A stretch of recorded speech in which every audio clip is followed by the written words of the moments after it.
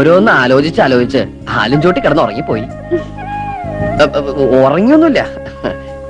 അച്ഛനെ എനിക്കങ്ങനെ മാലു വിചാരിക്കണ പോലെ പേടിയൊന്നുമില്ല. പിന്നെ അച്ഛന്റെ ഒരു സന്തോഷത്തിന് വേണ്ടി ഞാൻ പേടി അഭിനയിക്കുന്നല്ലേ. അവരുടെ സന്തോഷല്ലേ നമ്മുടെ സന്തോഷം.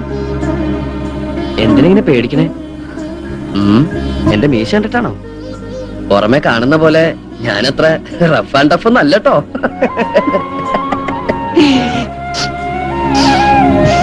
എന്തത് ഭയങ്കര ബീഡിയുടെ മണം? ഞാൻ വലിക്കില്ലട്ടോ. അച്ഛൻ ഭയങ്കര ബീഡി വലിയ. സ്റ്റാൻഡേർഡ് ഉള്ള എന്തെങ്കിലും വലിക്കാൻ പറഞ്ഞാ അച്ഛൻ കേൾക്കണ്ടേ? കൂടുതൽ വലിപ്പിക്കലടാ മോനെ.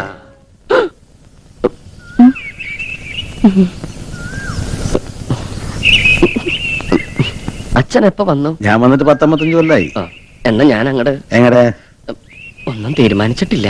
സ്കൂളിൽ പോടാ. അച്ഛാ കേറിപ്പോടാ.